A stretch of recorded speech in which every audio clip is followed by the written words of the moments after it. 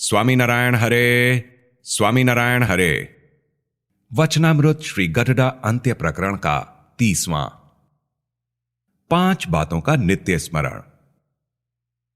संवत 1885 में पौष पूर्णिमा 19 जनवरी 1829 को श्रीजी महाराज श्री गडडा स्थित दादा खाचर के राजभवन में श्री गोपीनाथ जी के मंदिर में विराजमान थे। उन्होंने श्वेत वस्त्र धारण किए थे। उनके समक्ष मुनिजन तथा विभिन्न प्रांतों के हरिभक्तों की सभा हो रही थी। उस समय श्रीजी महाराज बोले कि हमें 2 वार्ताएं रुचिकर लगती हैं और मन भी उन्हीं में लगता है।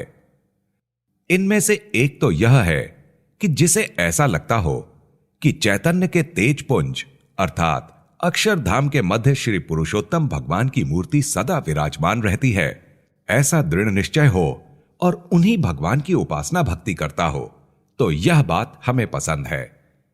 परंतु जो केवल चैतन्य तेज को मानता हो तथा उसी तेज की उपासना करता हो एवं भगवान को सदा साकार ना मानता हो तथा उनकी उपासना ना करता हो, तो हमें वह बात पसंद नहीं है। दूसरी वार्ता यह है कि उन भगवान की प्रसन्नता के लिए जो भक्त तप तथा योग साधना करता हो, पंच विषयों से उदासीन रहता हो तथा वैराग्यवान हो, आदि जो साधन भगवान की प्रसन्नता के लिए निर्दम्भ होकर करता हो, तो वह हमें पसंद है। उसे देखकर हमारा मन प्रसन्नता से भर जाता है कि इसे धन्यवाद है कि यह इस प्रकार आचरण करता है। इसके उपरांत इन 5 वार्ताओं का हमें नित्य निरंतर अनुस्मरण रहता है। उनमें से एक तो यह है कि हमें इस देह का त्याग करके अवश्य मर जाना है और उसमें घड़ी भर का विलंब मालूम नहीं होता। यह तो निश्चित ही प्रतीत होता है कि इसी घड़ी इसी क्षण में हमें मरना है और सुख दुख, प्रसन्नता तथा अप्रसन्नता आदि समस्त क्रियाओं में वैसा ही स्मरण रहता है, ऐसा वैराग्य मन में बना रहता है। दूसरा स्मरण यह रहा करता है कि हमें मरना तो अवश्य है, किंतु इतना काम हो चुका है तथा इतना बाकी है, उसे निपटाना है। तीसरा, सदा स्मरण हमें यह रहता है कि हम सोचते रहते हैं कि हमारे मन से पंच विषयों की वासना मिट चुकी है या नहीं, और ऐसा प्रतीत है कि वह तो मिट चुकी है।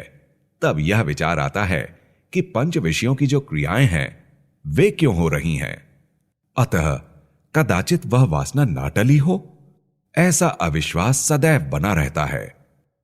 चौथी बात यह है कि मुक्तानंद स्वामी आदि बड़े बड़े साधुओं तथा अन्य बड़े बड़े हरिभक्तों के हृदय से पंच विषयों की वासना मिट गई या नहीं, तथा ऐसा देखता हूं कि इसकी वासना मिट चुकी है और इसको इसकी वासना नहीं मिटी।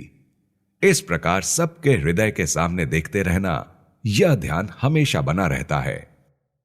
5वां, उस बात का स्मरण हमें निरंतर रहता है कि यदि मैं अपना मन उदासीन रखने लगूं तो ना जाने कहां चला जाऊं और यह देह भी छूट जाए।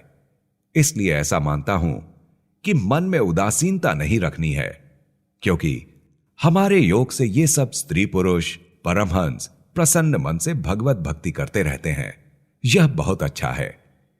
इन्हें भगवत भक्ति करते देखकर मन में बड़ी प्रसन्नता होती है कि मरना तो सबको है, परंतु इस प्रकार भक्ति करना यही जीवन का सबसे बड़ा लाभ है, ऐसा स्मरण निरंतर बना रहता है।